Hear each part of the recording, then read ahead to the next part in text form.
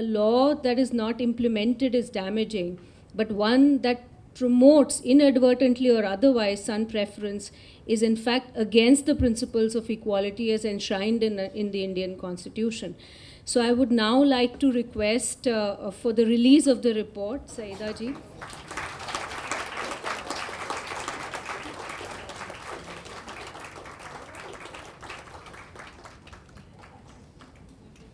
Dr. Hameed, Advocate Singh, Frederica, and a greeting to all of our friends. As the head of the 27 United Nations agency funds and programs that have the privilege of working in India, I'm delighted to be here as part of the launch of this very significant study on laws and son preference in India, with the fabulous colon, a reality check, asking all of us to step back and reflect on what we actually see on the ground here in this great country. Pushpa lived in a village in India, and she told me her story. She told me, I was 16 and never missed a day of school. I dreamed of going to a college and then getting a good job so that I could take my parents away from the dingy house they lived in. Then one day I was told that I had to leave, as my parents betted me for a girl my elder brother was to marry. I was sad and angry. I pleaded with my mother, but my father had made up his mind. My only hope was that my husband would let me to complete my studies, but he got me pregnant before I turned 17. And since then, I've hardly even been allowed to step out of the house. Sometimes, when the others are not at home, I read my old school books and hold my baby and cry. She is such an adorable girl, but I am blamed for having not a son.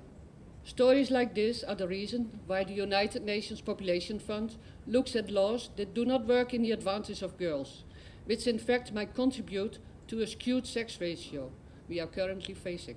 The whole issue of child sex ratio and especially son preference has been with great difficulty. We have brought it as a core monitorable target of the 12th plan.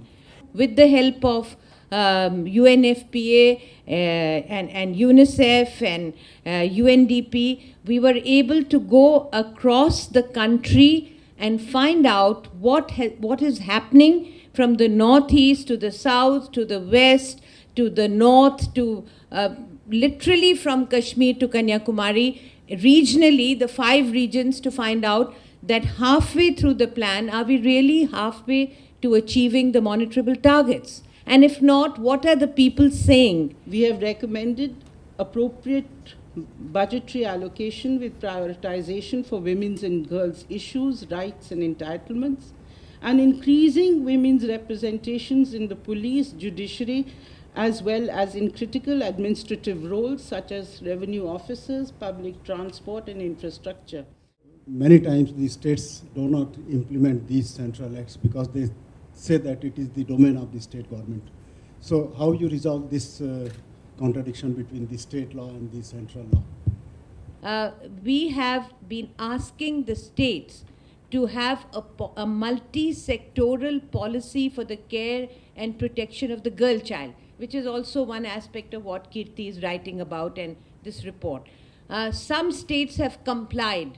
Like Rajasthan has come out with a policy on and it has to be multi-sectoral, which means at the level of the chief minister and the chief secretary, this policy has to be made and all the sectors have to be involved in it, because it's not only the responsibility of one sector. On behalf of UNFPA, I would like to thank Kirti and her team for all the hard work and efforts that went into making this study, as well as colleagues at UNFPA who made this study a reality.